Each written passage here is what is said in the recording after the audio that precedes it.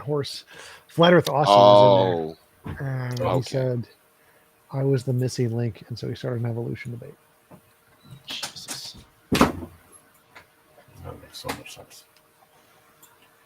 Okay.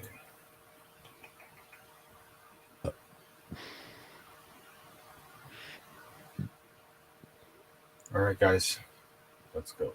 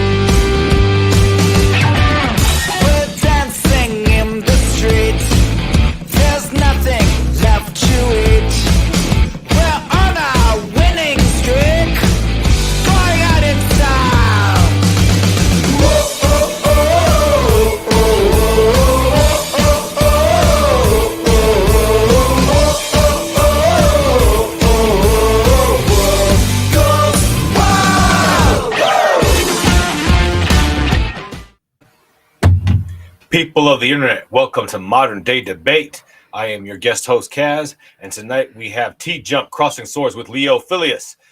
We have 10 minutes of opening statements, followed by 60 minutes of open discussion and 30 minutes of Q&A. Going first tonight is Leo Filius, and Leo Filius, if your first word, the floor is all yours.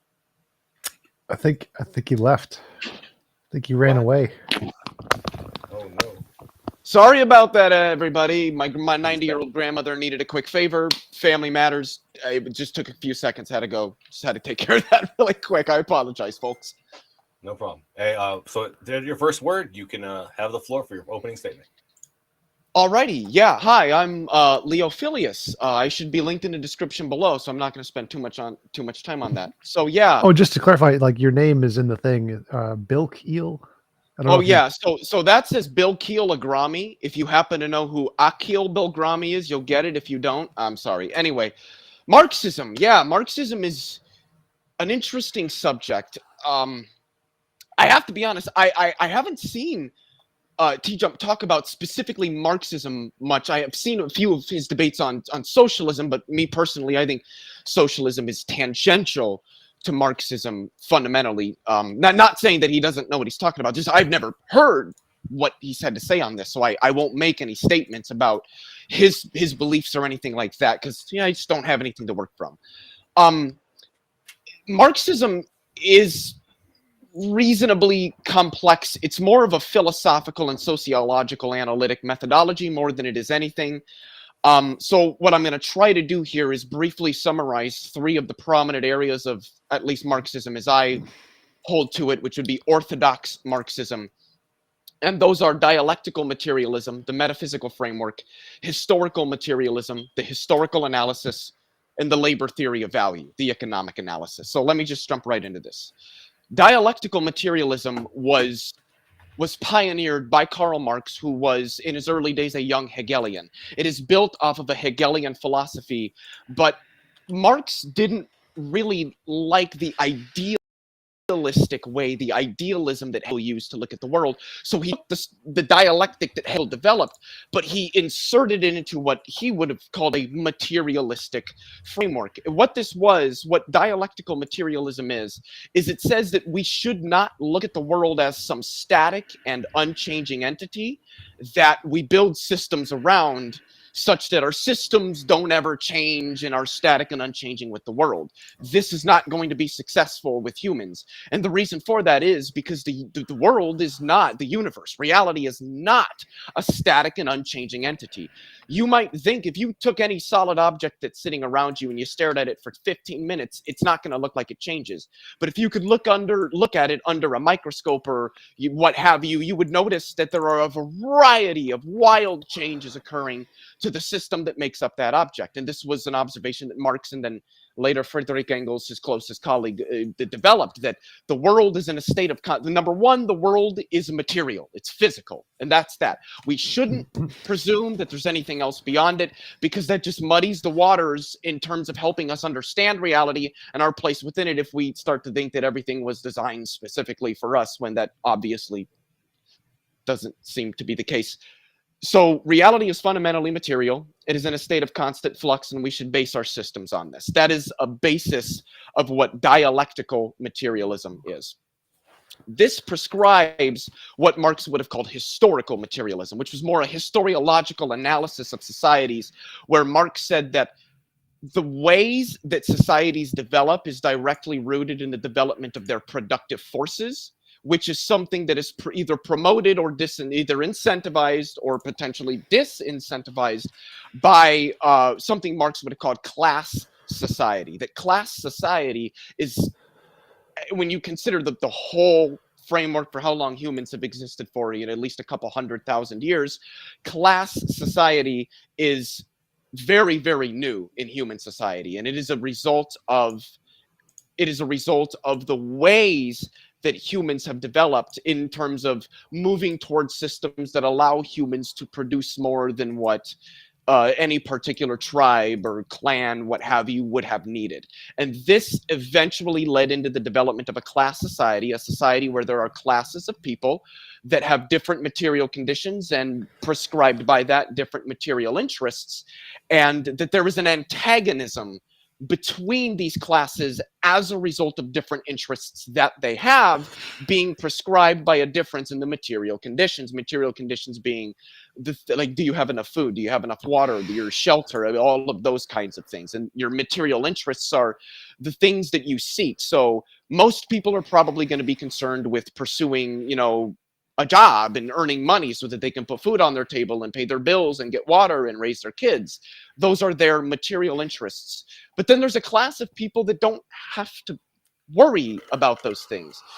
They have the ability to have interests and pursue interests that go beyond that. Art, science, technology, culture, what have you. And it was the movement towards a class society that afforded a particular class within society the ability to focus on those things that led to the cultural development of humans.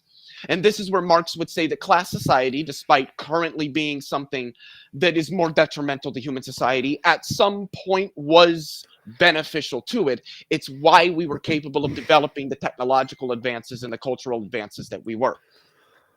Going even further than that, he then started to take this and examine that within an economic framework, whereby he said that so many economists throughout history, including people like Adam Smith, David Ricardo, Fourier, many of these classical liberals, these classical political economists, they struggled to define what value was in an economy. Now, Adam Smith, along with other people, I think Robert Owen was one of them. I think David Ricardo spoke about it a little bit. I know Adam Smith mentioned it in The Wealth of Nations, but it wasn't the only one, was something called the labor theory of value. I think Adam Smith also introduced, I don't know if he was the first one to do it, but I believe he also introduced the subjective theory of value in The Wealth of Nations. But what Marx said was that value isn't some subjective thing. If that were the case, why is it that when I want to go buy a car, I can't buy it for $20,000 less than what it's being offered for? Because the value isn't subjective.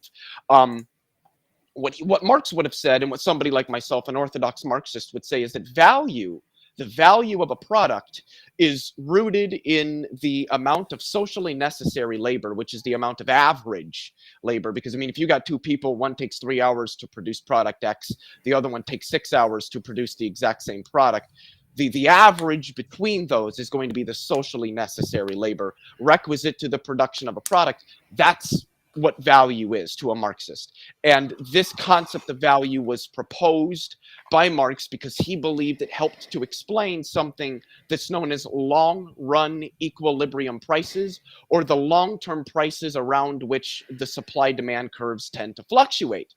I would argue that there has been no other economic system that's been capable of predicting why there are long-run equilibrium prices, at least not as accurately as Marx had. So what I've said is very simplistic. Marxism is not a simplistic thing. I've tried to do my best in the time allotted. I don't really know how much time I've used or how much time I've had left. It's not really important to try to give a brief summary of orthodox Marxism, at least. I should say anything dealing with Leninism and Stalinism and Maoism or Castroism or anything like that, anarcho-communism. I'm not here to discuss that. I don't defend those. I don't advocate for those. I don't agree with those. Those aren't my positions. So for me personally, those are things that I just don't care about. Those aren't what I defend. They don't matter to me. So that's a brief summary of some various areas of Marxism, is at least as brief as I can get in the time allotted while trying to retain some of the technicalities. But for anybody that's hearing something and they have questions, you can throw them in the comment section. We'll get to them in the Q&A. Or I would recommend reading Marxist Theory, the 3 volumes of Capital, Socialism, Utopian and Scientific by Engels, The State and Revolution by Lenin. There's a variety of work out there for anybody who is genuinely curious, regardless of whether the questions they have are inquisitory or critical. And I guess I'll just leave it there. All right, thank you so much, Leo. And we'll go ahead and kick it over to TJump for his opening statement. TJump, the floor is all yours. Yeah, so I didn't really hear much about why we should adopt Marxism or why Marxism is good. The only thing he said was that it made predictions of long-term economic trends, which I don't know. I've never seen any successful predictions of the Marxist ideology. All of the economic studies that have been done, empirical studies, to try to confirm Marx's predictions have either come up ambiguous or negative. Like there haven't been any like successful economic predictions that have been attributed to Marxism in economics or any other field, as far as I know. Most of them have been attributed to be false. So I don't really know what the point Leo is trying to argue for here. I don't know what exactly the positive claim he's making is, that we should adopt Marxism because why? What is the thing we're looking for here? But just to take a brief detour from that, hopefully we can talk about that in the Q&A. Marxism has a various number of criticisms, especially in academia, which include general criticisms of the lack of internal consistency. That's one of the big ones. The labor theory of value and the tendency for profit to decrease over time, those are inconsistent. They have a contradiction within them, which causes a problem. If your worldview is contradictory, well, then it's probably wrong. It kind of has to be wrong. That's what contradiction means. There are a number of criticisms related to historical materialism. The type of historical determinism, necessity of suppression of individual rights that are associated with Marxist ideologies has a problem because it decreases a significant amount of potential for growth, incentives, technological growth, societal growth. There's issues with implementation of the economic policies that Marx advocated for. He said that socialism is going to be a necessary result in all capitalist economies. There's going to be a socialist revolution. That was obviously a false prediction. In fact, the opposite is the case. It's not the developing world that makes transitions into socialism. It's the underdeveloped world that makes transitions into socialism, and they are incredibly unsuccessful. All of the most successful economies in the world are mixed economies. Marx's prediction about what a successful economy would look like have all pretty much been wrong throughout all history. The only Marxist, communist, socialist governments are mostly like China, and that's only successful because of its size. The other ones, the other Marxist governments are like Vietnam and Laos, which are not very successful. So if Marx was correct that this was a significantly more successful economic program, then we would expect that the most successful countries in the world would probably adopt it, which they haven't. So Marx's predictions about what would happen in these economies have been wrong. Also, his prediction about the decreasing rate of profit was wrong. Like all the profits that have been measured based off of all the different standard criteria we use have been showing profits have been increasing, not decreasing. his understanding of machines was wrong, and how machines can actually create a surplus of profit in the same way a labor force can, even though there is a expenditure of resources, like you work for a day and you burn yourself out and you have no more energy. That doesn't have a net decrease for your overall value. You come into work the next day and you just keep doing it. Machines are the same way. And so their overall value doesn't decrease over time in the same way that Marx prescribed. His understanding of economics has just been essentially shown to be false in a number of ways.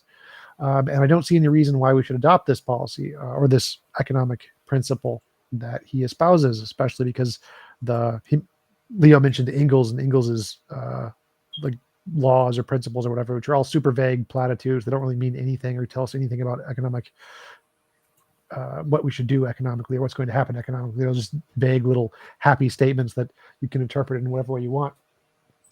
So I don't see any reason why we should adopt this as a principle to assess economic anything or to look at the world in any significant way. It's vague, it's self-contradictory. There are issues with this implementation. Like I said, trying to implement these kinds of economic suggestions usually lead to very bad outcomes. There's an absence of price signals, which causes a significant problem economically.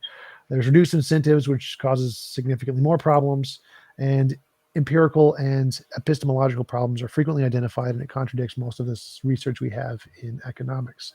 So I think just overall, it's been shown to be false, and there's no reason to adopt it in the current economic systems we have today. In the mixed economies that we have are preferable. And if I was going to start a new country or whatever, it seems like I would be more rational to adopt the economic models that are used in the most successful countries, none of which use the Marxist model. So I don't see any reason why we should take this seriously. All right. Thank you so much, TJump. And before we kick it into the open discussion, I want to let you know, folks, especially if it's your first time here with us at Modern Day Debate, that we are a neutral platform hosting debates on science, religion, and politics. And we want you to feel welcome no matter what walk of life you're from. And if you have a question or comment for one of tonight's debaters, fire into the old live chat. And be sure to tag me at Modern Day Debate. Super chats go to the top of the list. All that we ask is that you please keep it civil, attack the argument and not the person, as insults will not be read. And that goes for the general discourse in the live chat as well. Our invaluable moderators are working tirelessly to elevate the conversation. So please show them, the debaters, and each other, show them, each other, and the moderators the respect that they deserve by not attacking each other and hurling insults. Our guests are linked in the description below, whether you're listening on YouTube or via the podcast. So please check them out if you like what you're hearing. And hit the subscribe button, please, because we have plenty more live debates coming your way you don't want to miss. And with that, we will go ahead and kick it into the open discussion for our interlocutors. Their first word whenever they're ready. Yeah, man, I'd love to hear, like, again, I didn't really understand from his opening what the goal of his position is. What specifically about Marxism are you advocating for? I guess I don't understand the question. So Marxism doesn't prescribe things for us to do. It's just an analytic methodology. No, I'm asking you, like, what is your prescription? Like, is your position in the debate? Is I don't have one. I just take it as an analytic methodology, and I agree with the analysis that it provides. No, I mean, like, are you saying that we should adopt the Marxist analysis over this other analysis because something? Oh, because I think it's more accurate. Why? Because I think that the things that Marx said have largely been shown to be true. Examples. So, well, like you said, the tendency of the rate of profit to fall. You do know that has been acknowledged by a large portion of neoclassical political economists, right? Many of them have actually tried to explain. So all of the studies, like, there's been a number of studies from the 1970s onward and previously. All the data is inconclusive. There's no actual support in this. There's no consensus on the topic. Much of it is mixed. Much of it shows that there's no results. I can just give you a reference right here. Yeah, I'd love to see that. Even trim off profit rates in developed capitalist economics and time and series, Munich.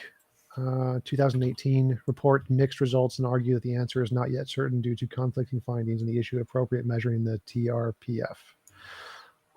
That's just one of them. Here's one from, these are big names that I can't pronounce, from 2011, Thermostiskless Cogger something, technological development, a long run profit rates dynamic in the U.S. manufacturing sector.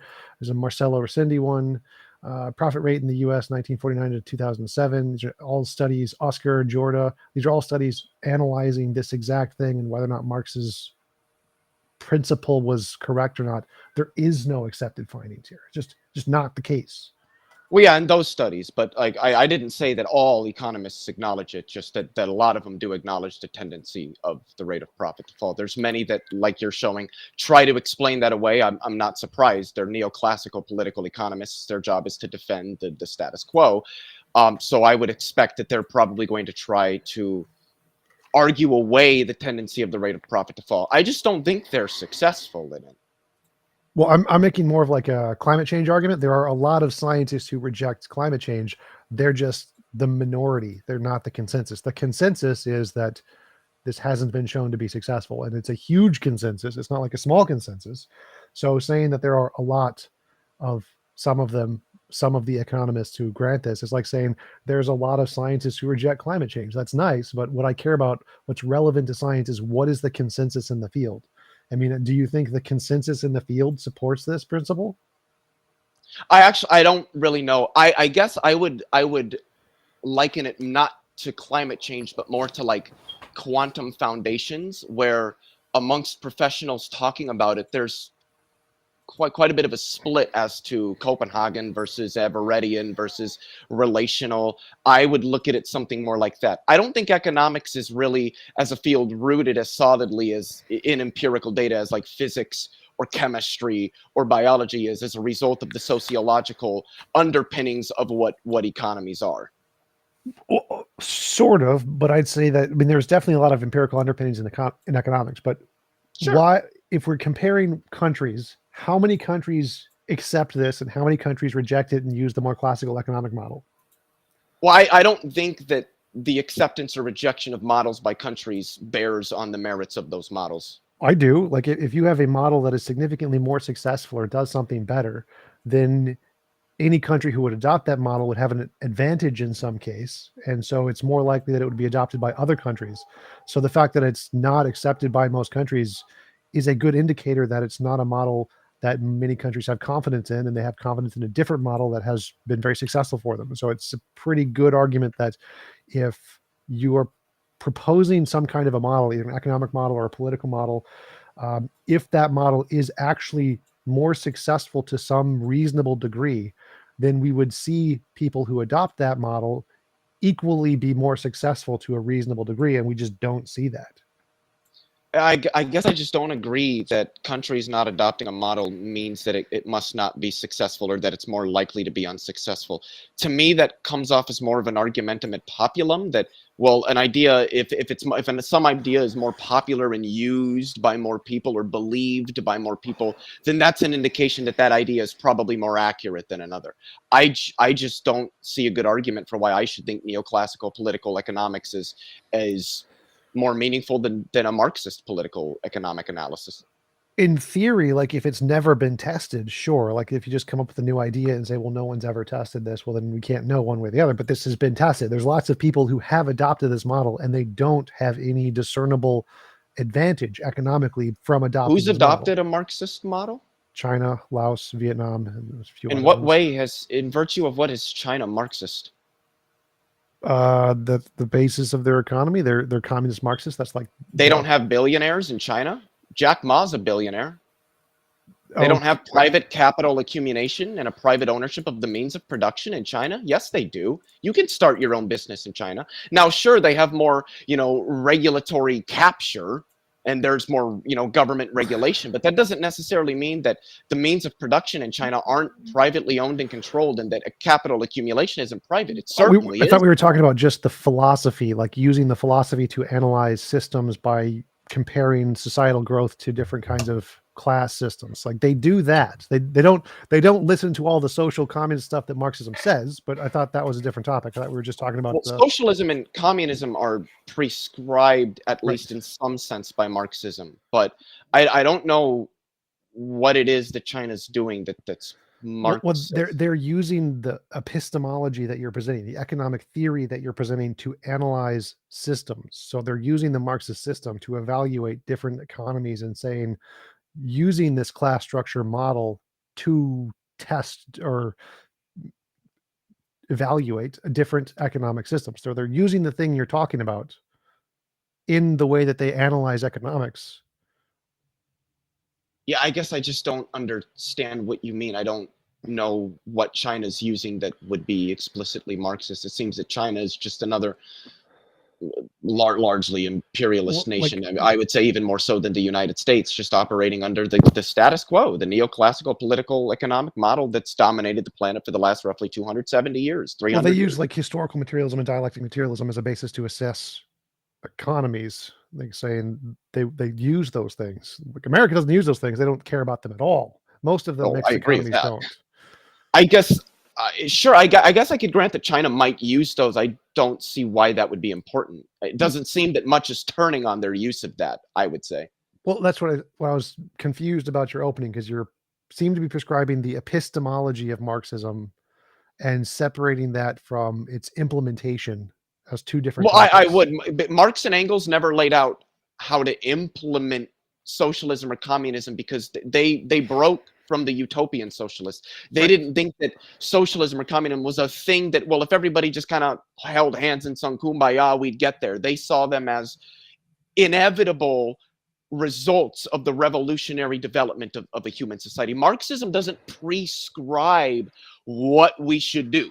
It's just a way of analyzing largely, well, in Marxist time, classical political economy, but today more neo-classical. Right. So people who use that system to analyze economies are like China, Laos, Vietnam. They use the system that you're prescribing to analyze economies. They may not try to direct themselves towards what Marx would have directed themselves, but they do use that epistemology to assess things. Now, if you're right that that epistemology is more accurate and answers problems that others don't, then those countries should have some kind of an economic advantage. They should get something right that other countries aren't getting right. They should know something or solve something that the other countries aren't getting right, which would give them an advantage. But I don't see that happening. So all of the countries that are adopting the Marxist epistemology that you're talking about, whether or not they actually implement it, don't seem to have any greater knowledge or insight into economics than anybody else. Well, yeah, but I can grant that they're using a Marxist mode of analysis. I don't really think that they are, but I can just grant that I don't think much turns on that.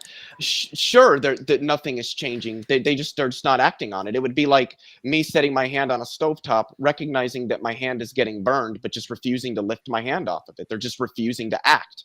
That. Okay. Could you? I don't see how that would bear on the validity. That's not. I don't think that's the right word I want to use. The merits rather of a Marxist analysis. Okay, so could you tell me what prescriptions you would say that a Marxist analysis would give us that they should be doing but aren't? I don't think a Marxist analysis really prescribes much. I think seems to that contradict what you just said before. Well, I think that what Marxism is like I said, an analytic methodology, and that what Marx and Engels discovered is that if we're taking this method that we use, what we'll discover is that there are just intrinsic aspects of the development of human society, and that what Marx and Engels called socialism and then later communism were intrinsic aspects. They weren't something we can do to society to make it better. Marx would not have said, this is what you need to do to make socialism or to make Marxism be a thing in the world. That's not, he wouldn't have said that because that wasn't the goal of what he was laying out. The goal of what he was laying out was a critique and an analysis of classical political economy under a capitalist mode of production. And all I'm saying is that I think that many of the statements made by that analytic methodology are accurate. Okay, so I need like a concrete example. So let's say... I would say the tendency of the rate of profit to fall. I think the fact that many, not necessarily all or most, but many, even neoclassical political economists have recognized this and have tried to explain it away, shows that the tendency of the rate of profit to fall is a thing that happens in the world, and that the neoclassicals are just trying to find a way to explain it away to protect the status quo. It's false. Like I have the study. I literally just closed them because I was. Yeah, but there's studies on it. But I would have to like it's read growing. them. Like I don't know what they say. So which one? Tendency of rate and profit to fall. From time to time, research units of banks and government departments procedure studies the rates of profitability in various sectors of industry.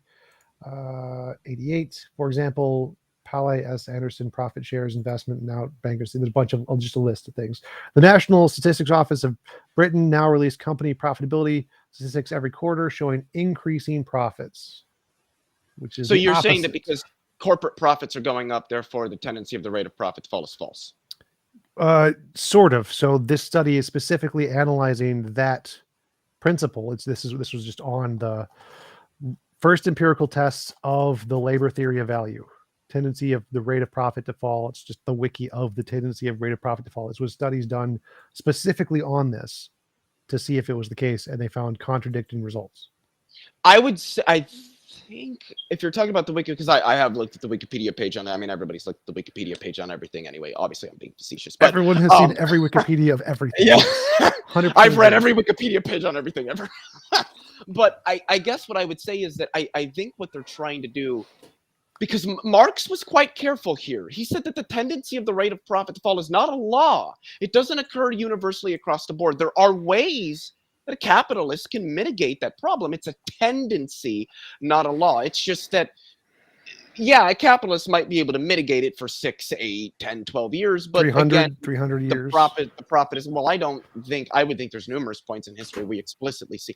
I think that's what's happening now. I think that's part of the reason we're seeing the inflation that we're seeing is because corporations are artificially inflating prices to combat the fact that people aren't purchasing as much products, and their ability to generate a profit on those products quarter over quarter, year over year, whatever, is trending downward. So what are they going to do? They're going to try to find ways to mitigate that, because obviously the profit incentive is maybe not the only, but certainly one of the primary incentives for operation under a capitalist mode of production. They're gonna, if it were true, I just want you to bear with me here. If it were true that the tendency to generate profit year over year goes down, don't you think that capitalists would probably try to find ways to mitigate that if they could? Sure, that would obviously. Do you think that they would be reasonably successful in potentially mitigating that problem?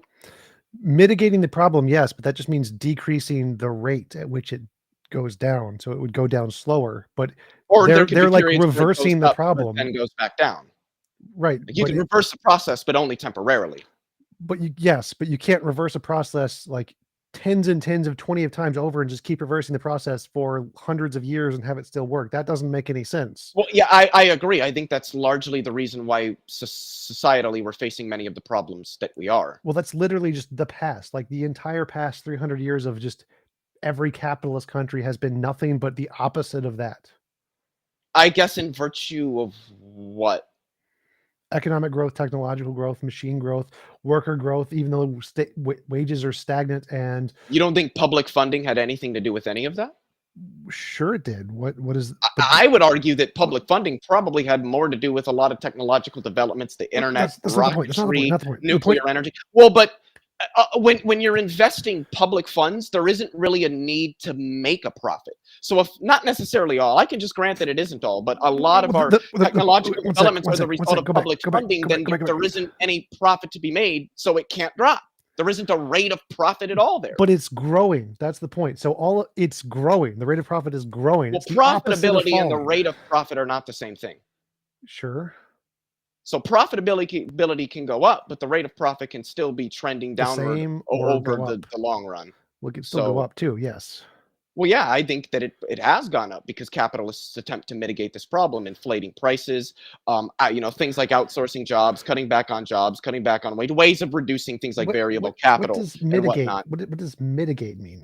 Reduce the effects of or temporarily negate the effects of. Right. So if it's going up, that's not mitigation. That's magnification. It could be. I mean, if it's going up, but it was going down before and then it goes down after, you wouldn't call the in-between more probably just a mitigation of a problem?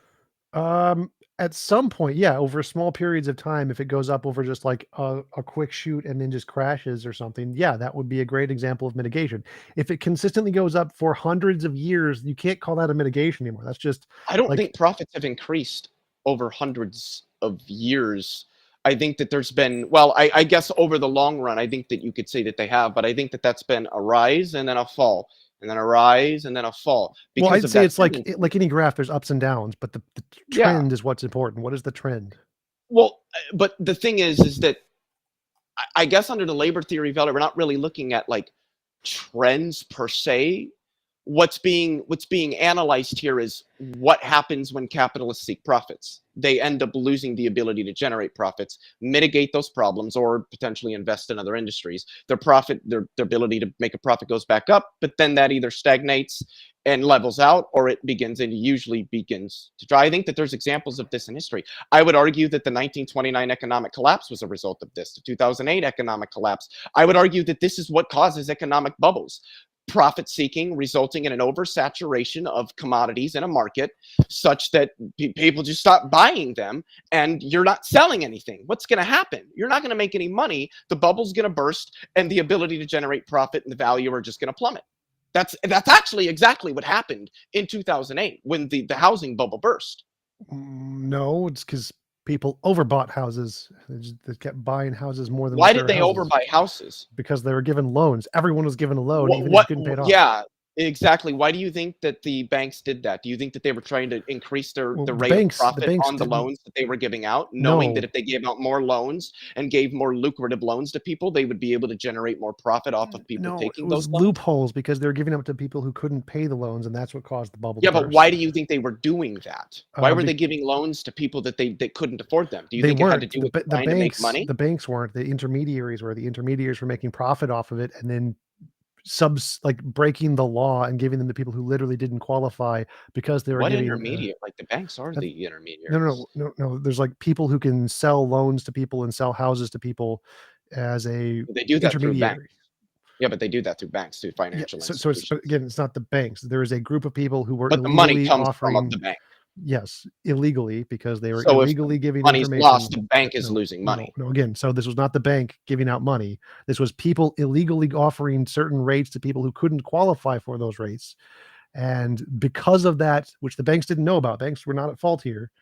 That seemed like good loans to the banks when they weren't. And so the banks paid them out because it seemed like good loans when they weren't. So it wasn't, the banks weren't the primary cause there. It was there's a bunch of legal. I don't know who these intermediaries would be if they weren't themselves. Watch The Big Short, but institutions. I don't watch movies to get my economic information. They have lots of great papers referenced in there, so it's just fine. So, like, I think one of the greatest critiques of Marx was from Karl Popper. I like him. And good philosopher guy. He said historical materialism was a very scientific theory. It made predictions. The predictions were proven false, and then a bunch of ad hoc nonsense get added in to try and make it unfalsifiable. It was a falsified theory, and that's kind of what I think we're seeing here. So, because of the ambiguity of Marxism, it says the rate of profit will fall except when it doesn't. Except when the capitalists they avoid it. They use evasion tactics to make it. Well, unironically, yes, the capitalist will find ways to mitigate his loss of profits. I like honestly, TJump, I think you would agree with that. If it were the case that the capitalists were losing profits, we which is grant that doesn't actually happen in the real world. If it were to happen, you really don't think a capitalist? No. The point here is your principle. If the capitalists were not doing anything to mitigate it and the profits were just going up, your principle would say, oh, they're just mitigating it. You don't have a way to differentiate whether it's actually working or whether or not you have this ad hoc principle. Oh, you do?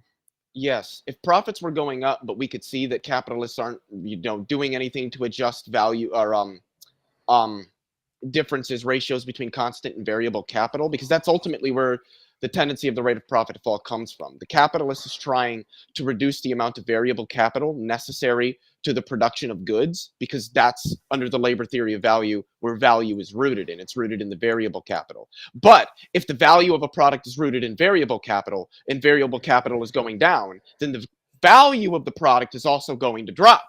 So what you would see is that over long periods of time, you're going to see this.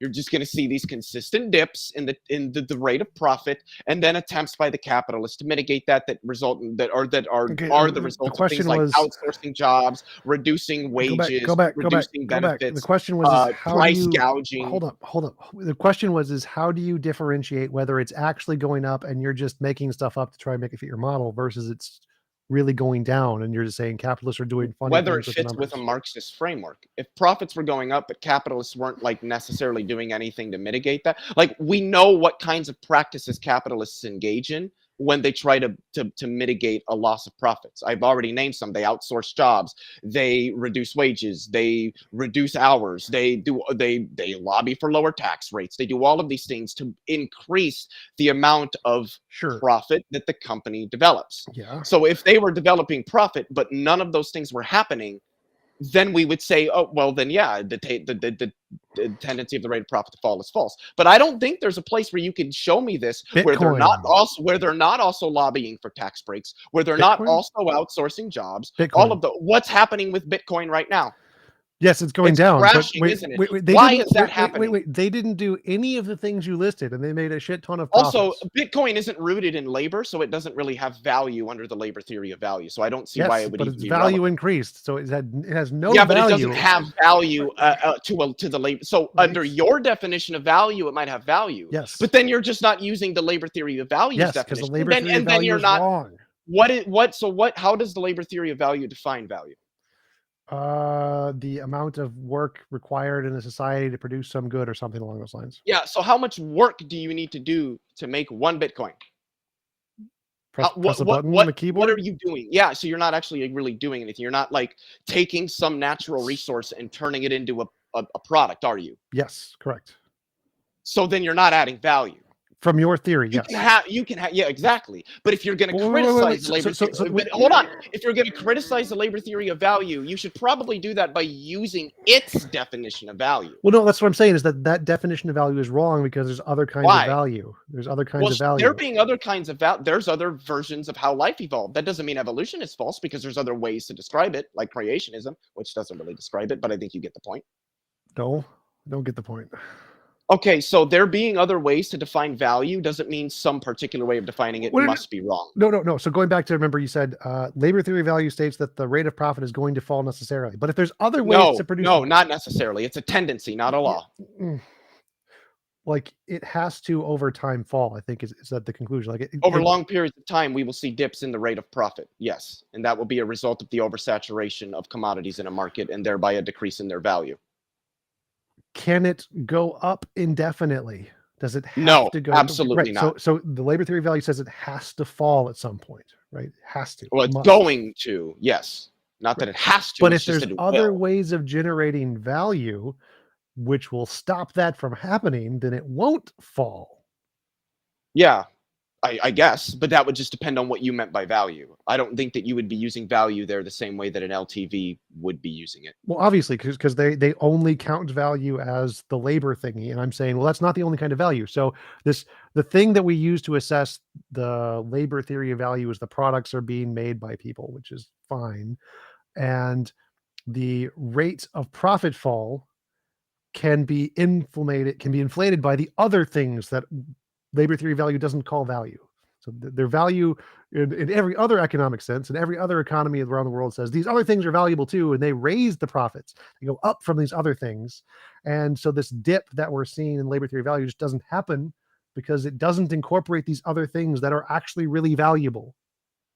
What do you mean by valuable? Because a Marxist would say that there might be things that are valuable but don't contain value because there's no socially necessary labor requisite to their direct production. Well, so example, like using Bitcoin as a means to transfer wealth or to bypass securities and governments or to evade taxes. Like there are lots of values to this system that people use it for to make lots of money and do things which that can then be translated into real work.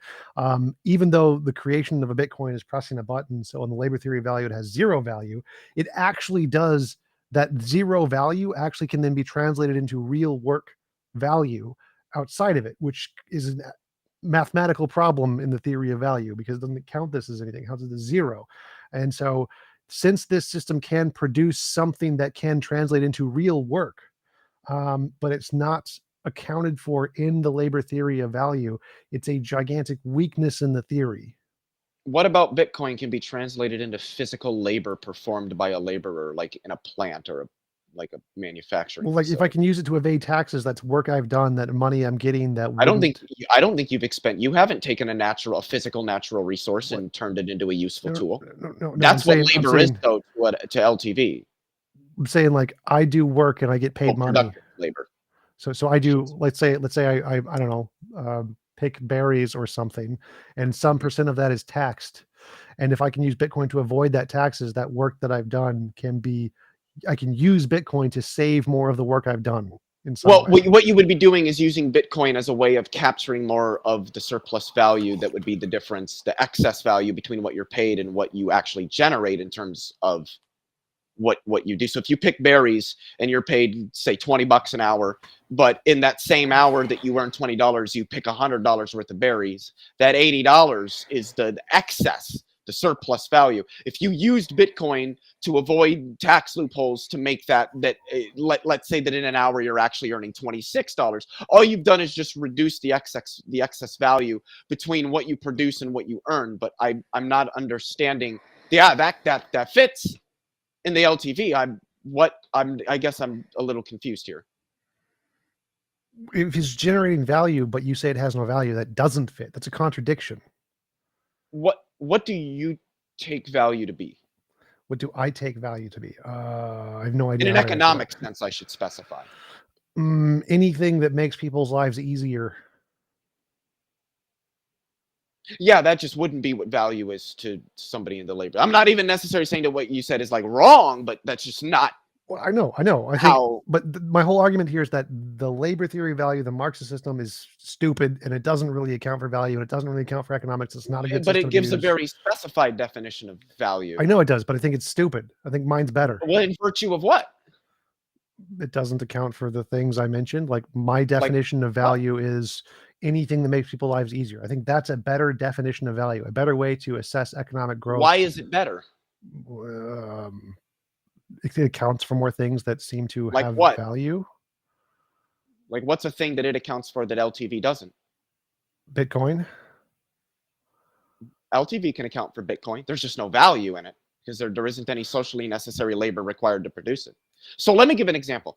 So let's take a pair of like the Gucci jeans that you've probably seen a picture of. They're like all ripped up in the front that like, at least we're like, I'm from a farmer would look at that and go, that is the most useless thing. Why would I spend $400 on a pair of already ripped up jeans? What? So that has a price.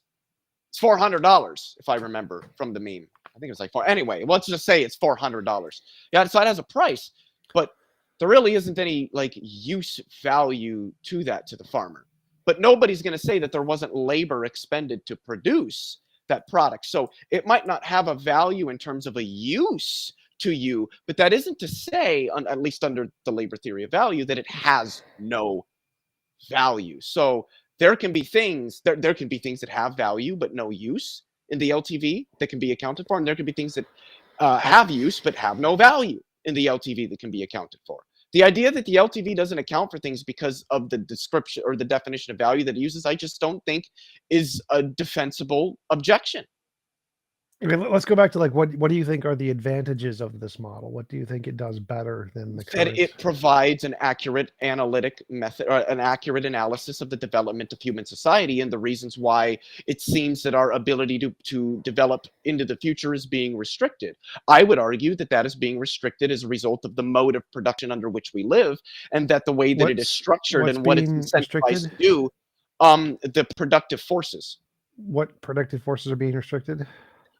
So just to give some examples, I think that there's absolutely no reason why humans couldn't be utilizing largely nuclear energy to power everything. The reason that's not being done is because there's no incentive to transition to that by the capitalists who own all of the capital and the resources that would be requisite to a transition, because they can already make billions of dollars just continuing to do what they do. So they have no incentive to continue to advance the technologies that we have, implement them in society to make our societies more efficient and more sustainable. That's just one example. Well, it's false. The reason nuclear isn't adopted is because people are afraid of it and they vote it out. I disagree. That any Marxist would disagree, because the development of society isn't rooted in ideas. That was the primary criticism that Marx had with Hegel, is that idealism doesn't work. We have to be realists about this. It isn't whether things accord or disaccord with our ideas that drive society forward. It's the antagonism between the classes as a result of the restriction of the development of the productive forces. Okay, well, that's very, very easy to disprove. Religion. You're an atheist, right? We're both atheists. We don't believe in God, Sky Daddies. But God, Sky Daddy had a really big impact on people's societal development, didn't it? Absolutely. So doesn't that prove Marxism wrong there? I guess I would need you to walk me through that. I'm You really said not that the genuinely growth not of society isn't based on the ideas; it's based on the labor theory or whatever. And I'm saying no, the ideas actually do have a significant impact. People believing in a magical sky daddy who isn't going to flood the world again has a big impact on, say, climate change. And so the ideas people have a profound impact on Oh, I society. agree. That I should clarify. I wasn't saying that ideas like don't mean anything. It's that a religious person might have a set of ideas based on their religion, but at the end of the day, they're going to engage into things that meet the material conditions they need to continue to survive, regardless of honestly whether that aligns with their religion or not. And I think TJump, and correct me if I'm wrong, that you would probably agree with that. That's what it's saying. Is not that there aren't ideas don't matter to us, but that at the end of the day, the ideas that I have aren't what's driving me to do what I do. My need to meet the material conditions that I live under, finding food, finding water. I mean, obviously that those terms sound a little. Global warming. It's the What about it? opposite. So people who are going against the material needs, we have a material need to save the planet and not burn to death.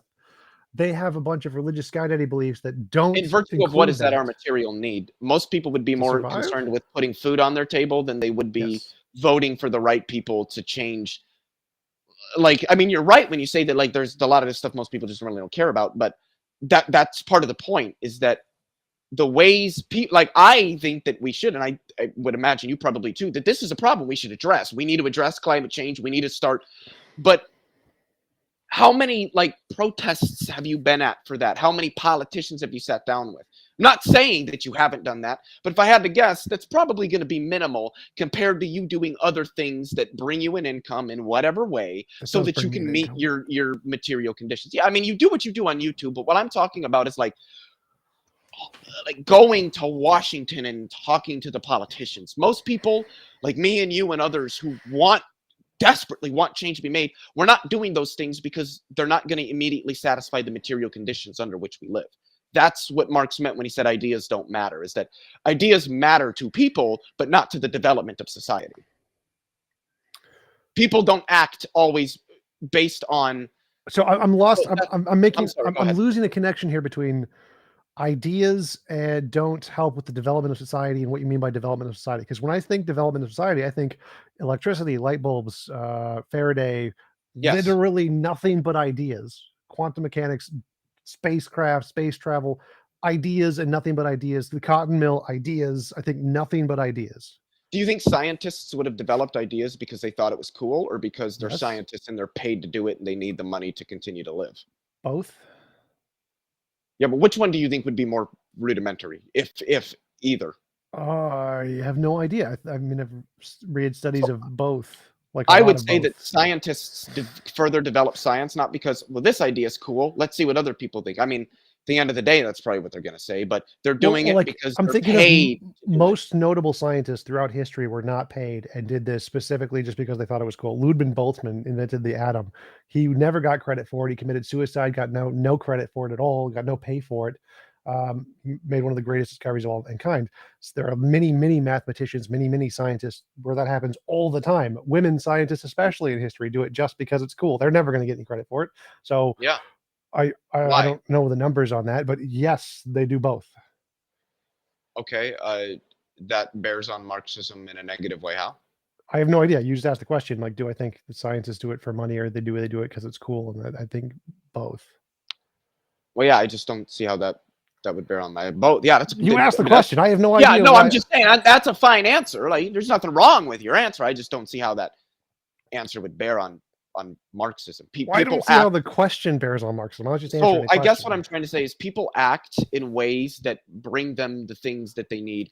The most immediately, people are going to do what they need to do to survive. If the things that you need to survive, you don't have to actively go out and seek and do things to get, then you're free to pursue other things. For most of history, the people that developed science and math and technology and art were wealthy people. They were aristocrats. They were the people that were learned, that could read, that could write, that had money, because they had that free time to pursue those ideals. The serfs didn't. And I'm sure you could correct me if I'm wrong, but I think you would agree with me that there were probably a lot of other people that were speaking somewhat like metaphorically here, like Einsteins or what have you out there, but nobody ever heard of them because they didn't have the ability to really share their ideas and develop them because they didn't have the time, because they were focused with meeting their needs. Sure, but every single economic model says that. Why is this special to Marxism? Well, yeah, every economic model says that, including Marxism. That wouldn't necessarily be a point against Marxism.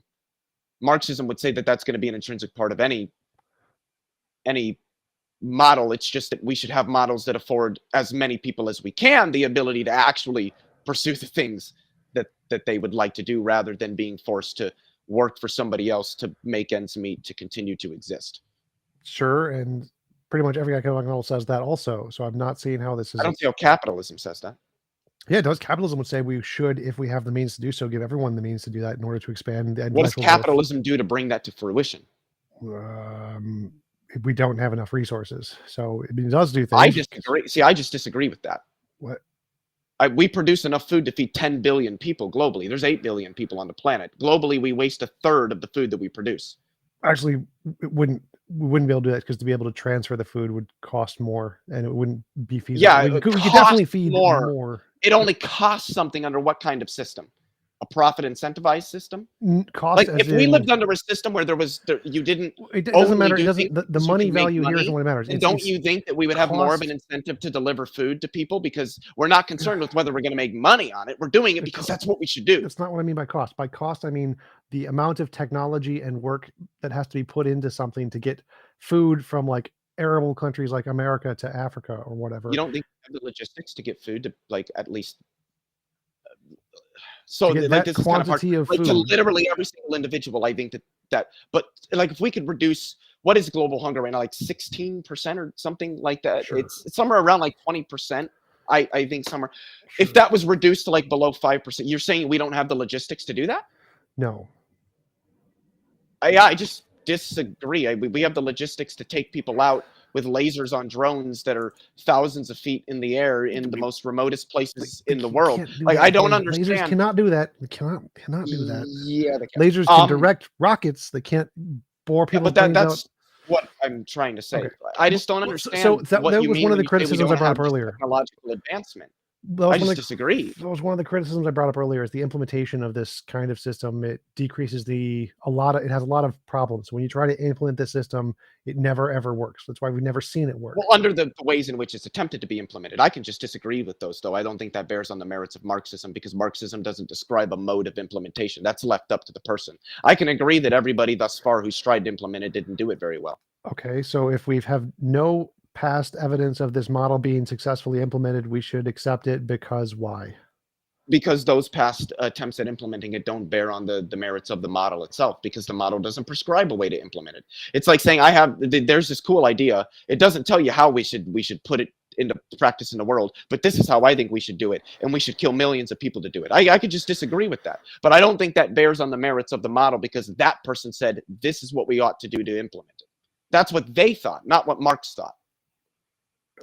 Well, so like if I'm running a country and I'm trying to pick whatever epistemic model I want to use to try to assess how I should run this country, and I have one model that has a bunch of people who've tried it and all failed, and one model that a bunch of are literally running all of the richest, most powerful countries in the world who have the best economies, which should I pick? I guess I'm not understanding the question. I wouldn't look at what model we should implement based necessarily on the ways that we should implement it. I would look at the merits of the model.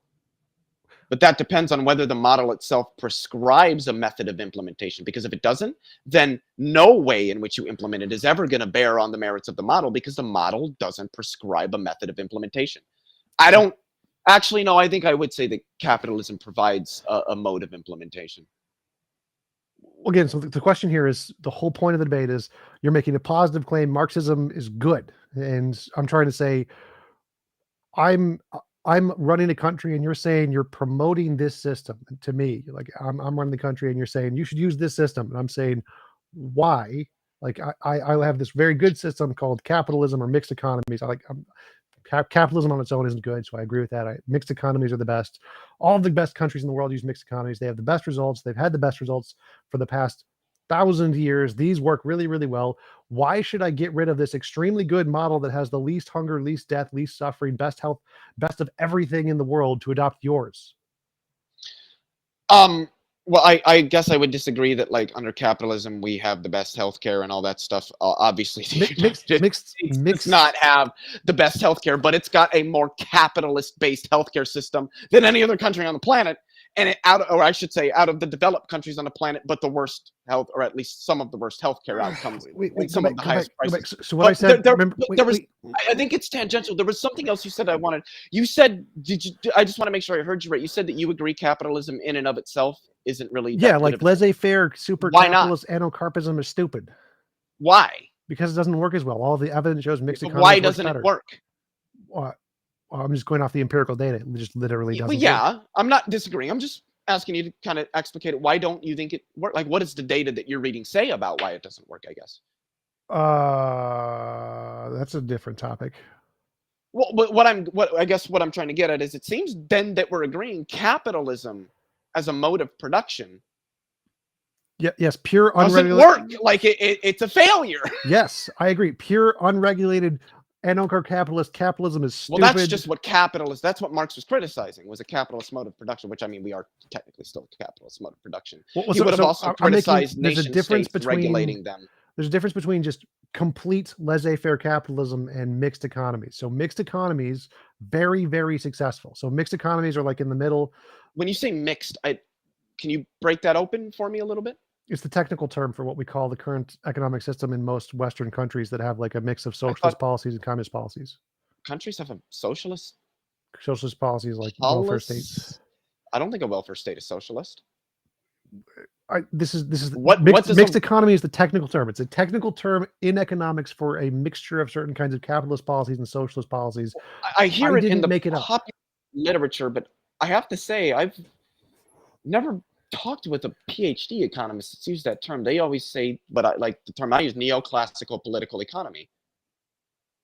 I'm not denying that mixed economy is a term. Obviously, it's a term. It's just, I don't know what you mean when you say mixed, because capital accumulation is still private and ownership of capital is still private. That's what capitalism is. Sure, our nation states regulate the system so that it runs a little bit more fairly. I think that's a point against capitalism. I'm not necessarily arguing against I mean, I am, but I'm defending Marxism. Marxism just criticizes capitalism. But I would say that's not necessarily a point in favor of specifically Marxism, but certainly a point against capitalism, that in order for it to operate properly, we have to regulate that system. Well, so let me finish the statement this time. So mixed economies are in the middle. Capitalism is like the far right. Marxism, socialism is like the far left. And neither of the far right or the far left work. They both garbage every time they're implemented in extremes. They completely fail. But this part in the middle works really well. Everywhere that was the most successful. I mean, there's billions of people that go without the requisite food they need. There's billions of people that don't have clean water. Which is still more than the extremes. But I fail to see. I don't think that we've ever country that exists that has there less is no Marxist country. I don't even know what that phrase means. Exactly. I just don't know what that phrase means to say Marxist country. It would be like saying physics country. That would be a beautiful country. Physics is just a way of understanding something. That's all Marxism is an analytic method. So like taking Marx's ideas to their extreme versus taking capitalism to its extreme. But I don't advocate for that. I don't care about people who took Marx's ideas. Look, I'm sorry. I don't care about like Leninism or Stalinism or Maoism. I see those as bastardizations of Marxism that didn't really capture a lot of the strictures laid out by Marx or Engels. That's why I'm an orthodox Marxist and not a Leninist or a Stalinist or a Trotskyist or whatever. This is why, like I brought up at the very beginning, it's completely unclear what you're advocating for. So say I'm running a country. I'm not like advocating. I'm defending Marxism as an analytic methodology. That I think it's a successful method. What you mean by those words is what's unclear. So say I'm running a country and you're going to bring this to me. What would I do with it if I accepted it? I don't understand the question. I wouldn't use Marxism to tell you what to do, I guess. It would Marxism doesn't tell us what to do That's to not make what I'm the asking. world. I'm asking a very much more basic question. So you're coming to me with some information, and I'm supposed to accept this information and use it over some other information to do something, presumably. So why should we use information X over information Y Well, I to want to know prescribe what we do, whatever that may be? Is that kind of... Sort of, yeah. I'm looking for a very, very basic, trying to understand. Well, I what would, I would just say information X gives us a more accurate understanding of the nature of human society than information Y. Then what is information Y, and why do you think that? What capitalist economics, like neoclassical political economics, would be Y, and Marxism would be X. I think Marxism provides a more meaningful and accurate description of the development of human society than neoclassicalism. How? Well, neoclassical political economics is.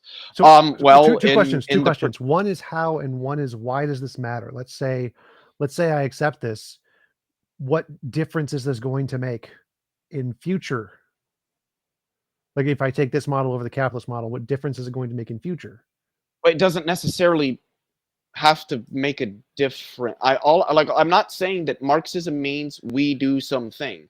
All I'm saying is that Marxism is meaningful as an analysis. We can just use Marxism to analyze our political economic systems and then do nothing to change them. Marxism doesn't tell us what to change or how to change it or when it's going to change or why or where or anything like that. It's just a way of looking at something and describing how it works. So the only thing you're advocating for is using the Marxist model to look at the capitalist mode of production and derive to essentially, I'm sorry to interrupt, but to essentially, this is going to be somewhat flowery language, so forgive me, but to sort of derive the equations of motion of the capitalist mode of production. Okay, I have no idea what that means. To sort of examine that mode and say, given this understanding, this is how it's going to work, and thereby this is what we should see. And I would say largely that is what we have seen. Okay, give me more of the examples of the things that we would expect to see under Marxism that wouldn't be rising predicted. Inequality between the ownership class and the laborer class is another prediction. Okay, who doesn't make that prediction? I don't necessarily think that a capitalist mode of production would at least want to predict that. I don't know of any system that doesn't predict that. I think every system literally predicts that. I don't think capitalism biology literally predicts that. I don't, in virtue of what? It's just the way the accumulation of resources work over time. Just entropy, literally entropy. That's literally entropy. But I would disagree. I think for actually up until about 8,000 to 10,000 years ago, human society didn't operate that way. What? It was significantly more communal, obviously in a very barbaric and simplistic manner, but it was very tribal and clan related. It was based on communes. Yes, local and communes the clans shared every. Sure, that's fine, but that doesn't bear on the fact that these were communes that shared. Sure, but that doesn't bear on the fact that these were communes that shared their resources. They didn't have people that had absorbed 90% of them. Well, you know, one person in a clan of 100 that absorbs 90% of the resources, but the other 99 are stuck with only 10%. This wasn't how it worked. Right, that sure, clans, they warred and stole from each other. That's fine. Marxism doesn't say that didn't happen. It's not talking about the ways in which they fought with each other. It was talking about their structure. Right. So, but the structure there would be the clans absorb 90% of the profits, and the other clans but share them amongst all of the members, right? Sure. Largely, so you can say a body, great. like a human body, my body can accumulate 90% of the resources, and I share it with the rest of the cells of my body, and that would be the same thing. I don't think that it would be possible for one individual to accumulate 90% of the resourson that a commune collected, because I don't know what it would mean to say that the commune collected these resources if only one person did. Was not. So like when we say a commune collects 90% of the resources, the whole point of the conversation is pretty much every model predicts that one organism or group is going to take 90% of the resources. How does capitalism predict that? Everyone, it's literally just biology and entropy. Yeah, but how? Like, where's the inference at? I'm not following. So how do we get from capitalism, and therefore there is naturally going to be a level of inequality? Don't you think a system that's going to create inequality should be a system that we should probably say, hey, maybe we shouldn't do that? That's literally physics. So like you're saying reality, we just shouldn't do reality. I guess I'm not understanding that. I don't know what about physics says that societies are necessarily unequal. I don't think that's a physical or an empirical claim. Like they're all Well, going to okay, get, but not. It might be potentially empirical, but I don't think it's like physics. there's no way to equally distribute all resources across all space and time exactly equally at all times. It's impossible. We can't do it. That Marxism doesn't say that. Which means there's going to be inequality. So every system predicts. Well, yeah, inequality. Marxism. That's what Marxism says, is that under a capitalist mode of production, there is intrinsically going to be inequality because you have two classes of people. All systems predict this. Literally. I'm still not everything. understanding how capitalism predicts this.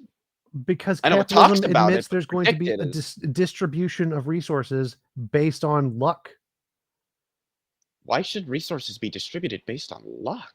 Because of where you're born, your biology. So if your you're genes. unlucky, you should just starve to death. It's not like, should. It's going to happen. So prediction doesn't mean it should happen. It's saying it's going to happen. So yes, capitalism predicts it's going to happen, that there is going to be separate groups of people, the smart ones, the dumb ones, the healthy ones, the unhealthy ones, the fast ones, the slow ones. Every model predicts there's going to be a distribution of groups. Yeah, I don't think capitalism predicts this so much as it just being an intrinsic feature. I think it's a feature of capitalism, but I don't think capitalism said, if we implement this system, this is what's going to happen. No, because capitalism starts, this is the way it already is. Yeah, so it's not a prediction, it's just it's a feature. No, it's a feature of reality, not capitalism. It's saying, so this is the way reality is, and we expect this to happen, and then we're going to implement this system to try to mitigate that. I just disagree that that's like a feature of reality that can't be changed. I have no idea how to even, like, do you think some people are going, there's a way to change that everyone is equally has the same intelligence and opportunities at 100% equal rate everywhere, no matter what? Is that possible? No, I wouldn't defend that claim. I'm talking about material conditions, not things that you're born with.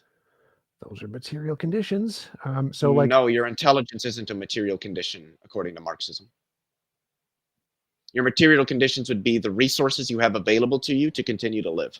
The food, the water, the shelter. In the modern day and age, yeah, and those are also going to be different based on location.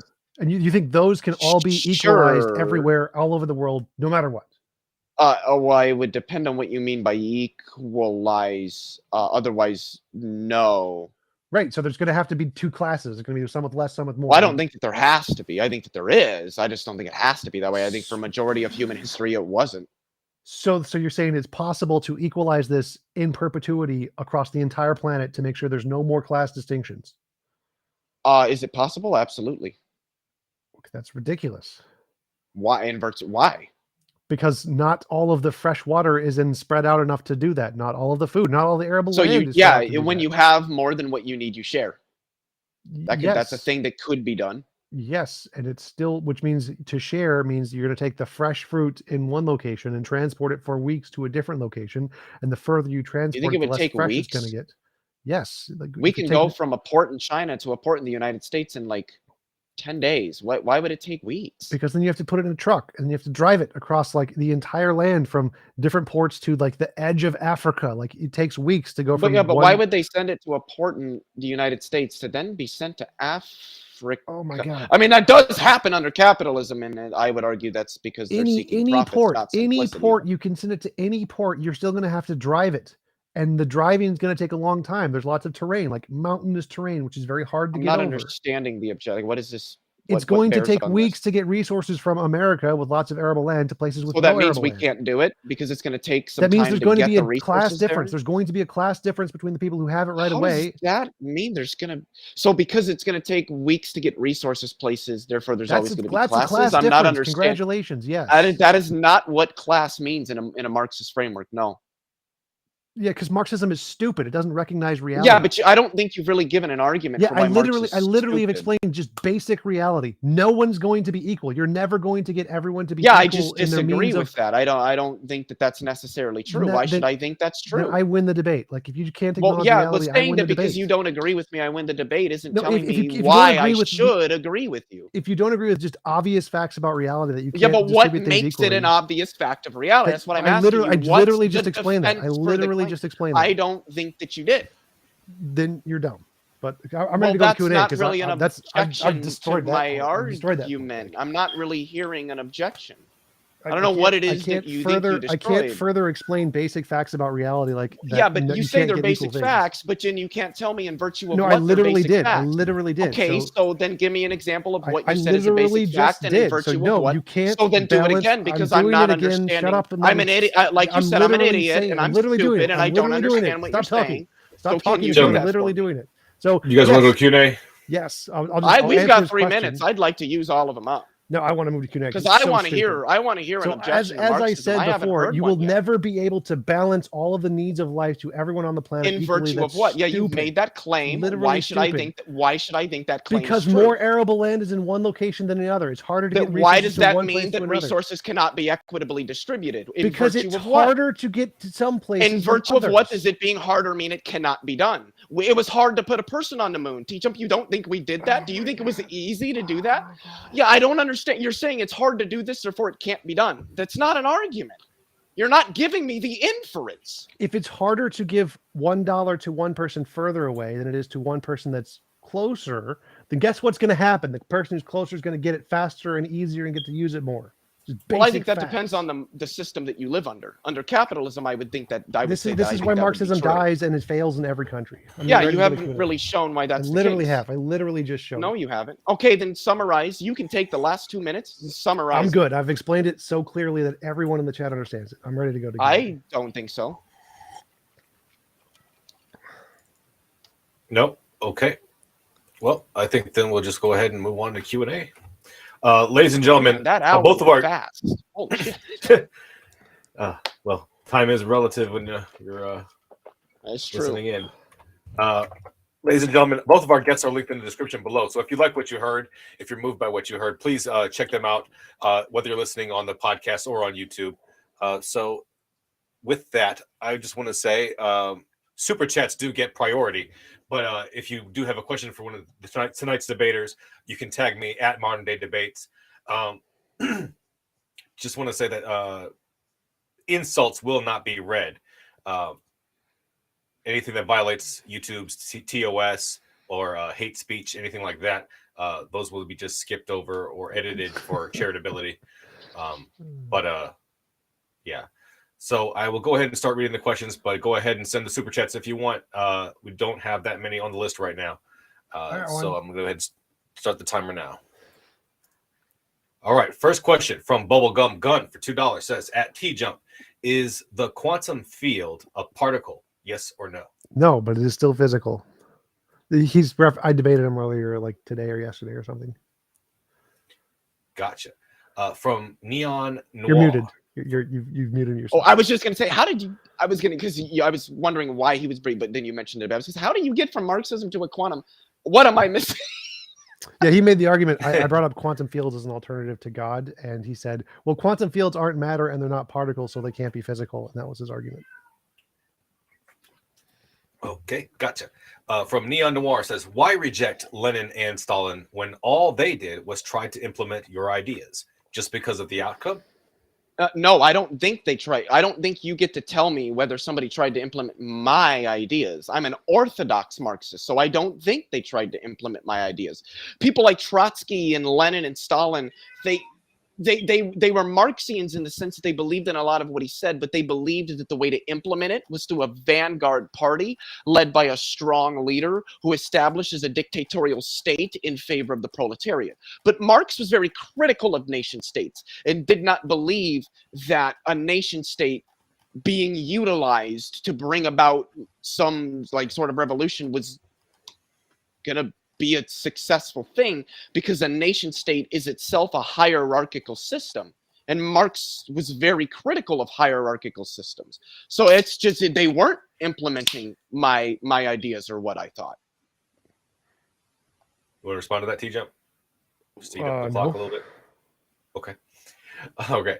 From Alan Green for $10 says, quote from Investopia, most of the blame for the subprime crisis is on the mortgage originators or the lenders, end quote. They consist of retail banks, mortgage bankers, and mortgage brokers. It's the mortgage brokers. Those are the intermediaries. This is another quote. Earlier. Sorry. These are two quotes back to back. Sorry. Yeah, the mortgage brokers were the ones I was talking about, as the intermediaries. Anybody want to? That's it? Okay. From Mark Reed for $5 says, TJump, why do people need exactly the same resources? Wouldn't people that have access to an equal amount of resources be of the same class? No, because if it takes resources have to go from one location to another, it takes weeks. The level of freshness goes down, for example, as one possibility. Electricity, when it goes over locations, it decreases in its potency of electricity. Distance and location have a huge impact on the quality of the goods that you're transporting. So if it takes longer to get quality of goods from one location to another, they're going to be lower quality. So there's going to be a class difference between the people who get the lower quality stuff and the people who get the higher quality of stuff where it's produced. Fish is an example. Yeah, I would just say that I think that there could be resources produced in multiple countries. Africa is one that many countries like China, more so than the United States, unfortunately, are looking into, are making actually quite impressive investment into African countries. Africa could, because it has for thousands of years in the past, but a huge place for, I mean, okay, me personally, I would say that Europe raped Africa for all its resources. Anyway, we grow pears in Argentina, but why couldn't we grow them in the Democratic Republic of the Congo? This idea that resources would, Africa has a lot of arable land. Yes, absolutely. Well, there's just different countries have different amounts of arable land. America has the most. Yes, and I would say that I don't see why humans, in socially speaking, couldn't recognize how we need to produce things in different areas, but we can find ways to distribute that to all people in some equitable sense. All right, gotcha. 1 second. Real quick. All right. From Bubblegum Gun for $2 says at TJump, it has to be a particle for it to be physical. You want to take that one, Leo? Go for it. It's not. It's not even worth it. Look, dude, go learn about canonical quantization and what a quantum. I'm not even. No. Okay. Sphincter of Doom for $5 says, the problem with Marx is the LTV, which cannot be reconciled with time preferences or marginal utility without becoming the STV. I disagree.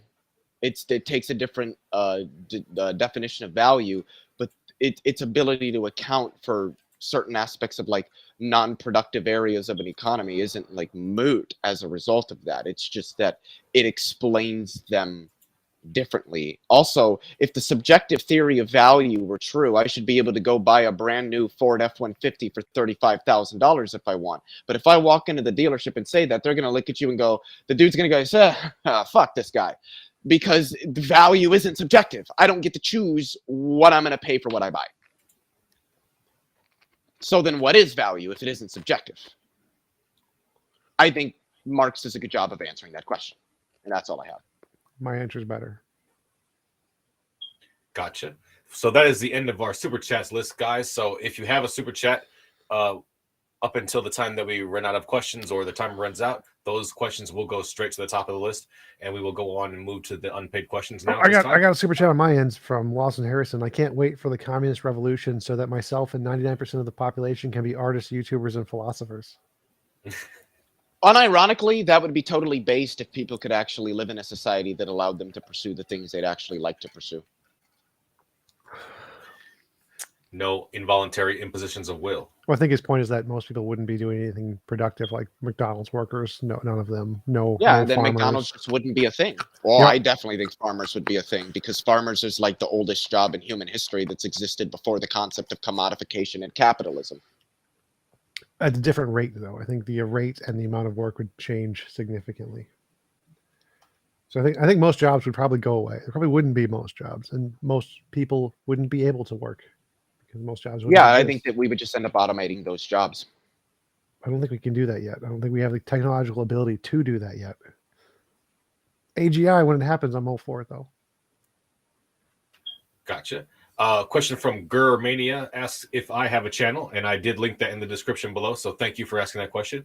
And then the question don't ever read anything from Germania on this channel ever again. Just don't do it. Nah. Well, I had to take the opportunity. I had to take the opportunity to plug my channel. So please subscribe to me. I need more subscribers. So just got to say that.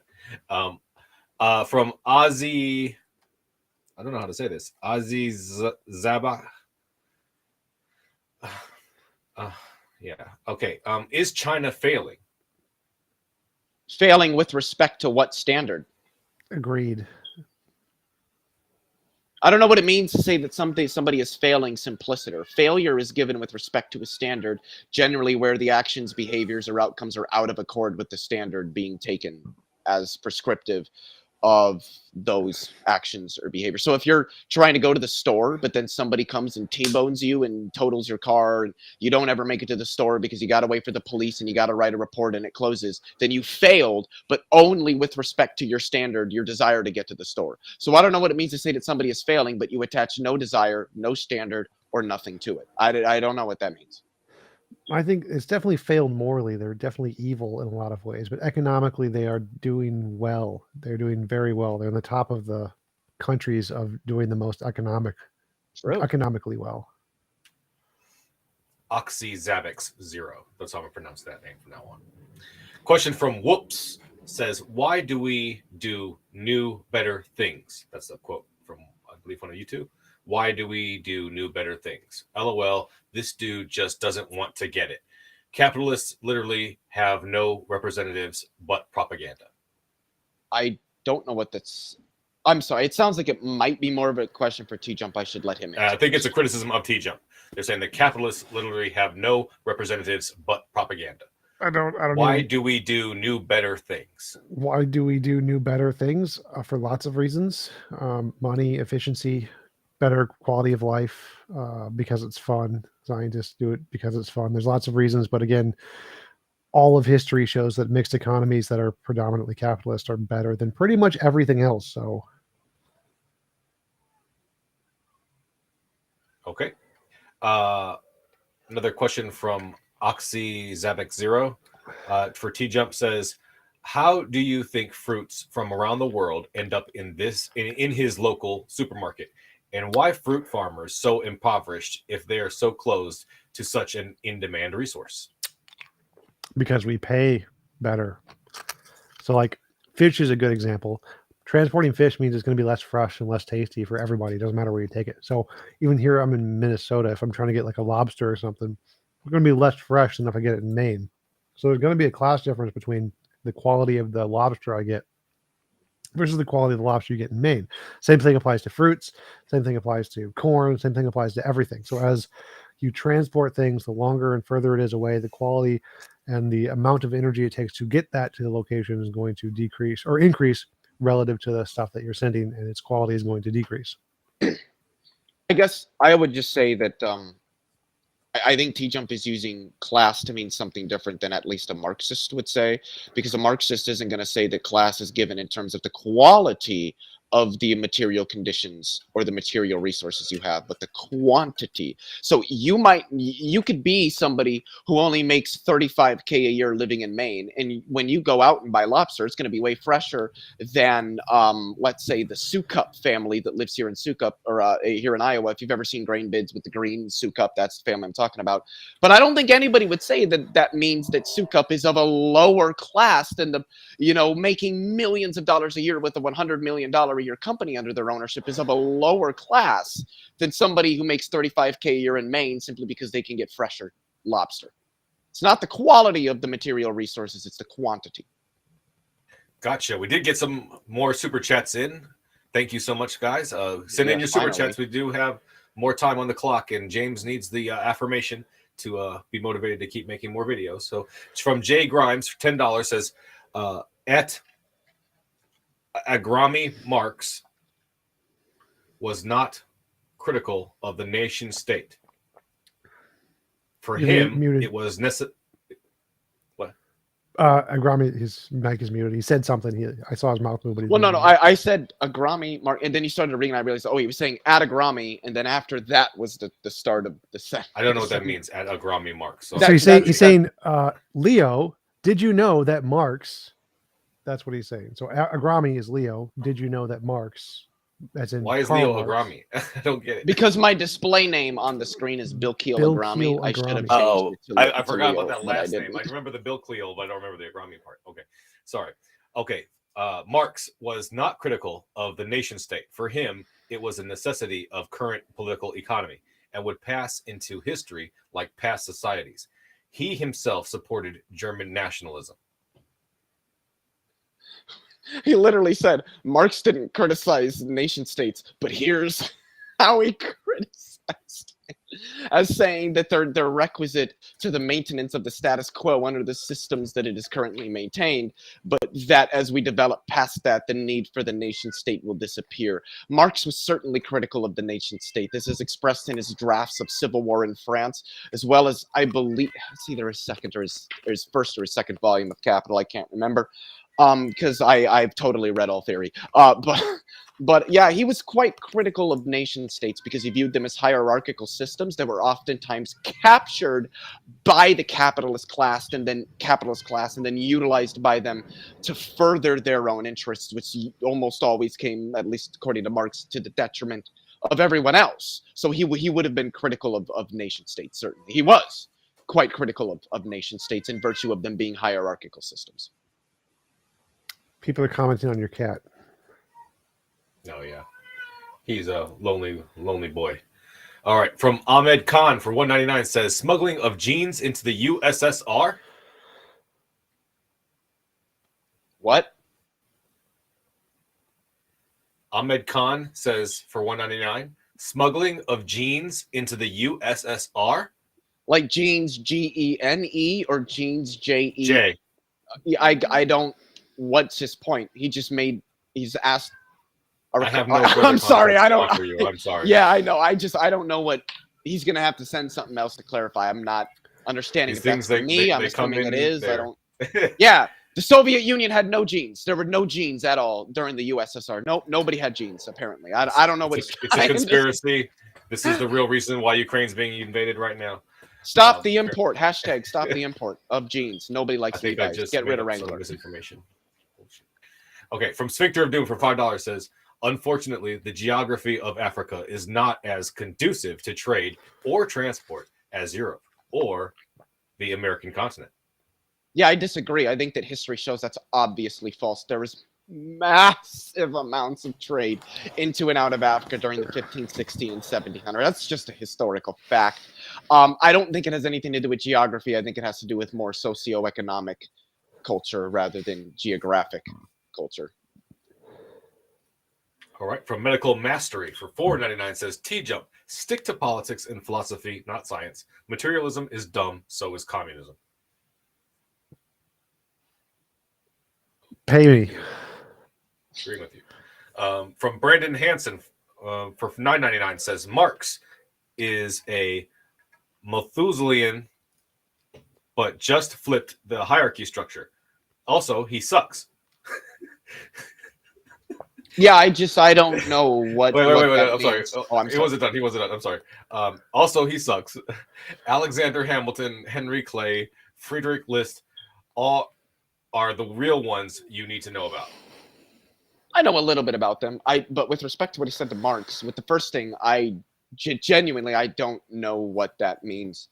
With respect to Marx is dumb, okay, sure, you can think that. That's fine. There's nothing wrong with people thinking that Marx was dumb. There's probably more people that think that he was than that he wasn't. Well, apparently he sucks a lot. So that is all the super chats at the list, and we will go back to the unpaid questions now. So if you have a super chat, send it in, and they will go straight to the top of the list. We will ask them next. From did I read this already? Yes, I did. From Darth Revan asks to the Marxist, are you suggesting we go back to tribal clan times? What logical sense does that make? I don't recall saying or even insinuating that at any point what I said or at any point in this discussion. I think what I said was that societies prior to about 10 to 12,000 years ago. That's how they were. I don't think I said anything about that. That means we should go back to that. I don't want to wear nasty ass, very, very poorly made clothing. It's largely like fiber and mud that's just slapped onto my skin. Like, no, no. I don't understand this asking questions that don't even have anything even remotely to do with what the person's arguing.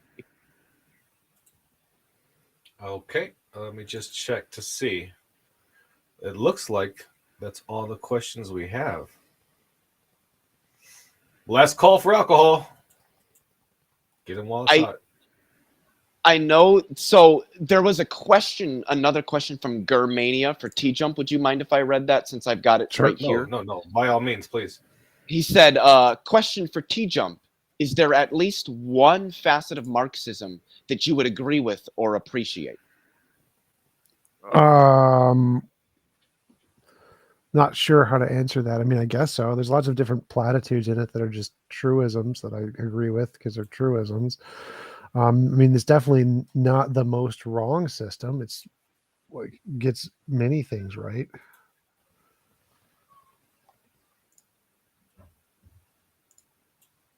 Okay. I did see another question just came in. Let me see if I can. Question for TJump. Is there at least one? Oh, you just read that. Sorry. Man. Way behind. Okay, well, I guess we're yeah, gonna wrap it Germania up, likes to fuck with people. That's why you should never read his question. Never read his question again. Germania. You know I love you, Ger. No, we're done. Okay, well, I guess we'll wrap it up, folks. So before we go, I would just like to thank the moderators in the chat. I want to thank James for creating this platform. Thank you, everyone in the audience, for joining us tonight and for elevating the conversation with your super chats and your questions. Thank you to the debaters. You guys are the lifeblood of the show. Thank you for joining us here tonight and for sharing your ideas. And for everybody that's out there tonight, like it if you loved it, share it if you want to spread it, and subscribe because we have plenty more debates coming your way. You don't want to miss. Our speakers are linked in the description below. Check them out. Do it now. Thank you so much, everybody. Have a great night. And remember to keep sifting out the reasonable from the unreasonable. Have a great night.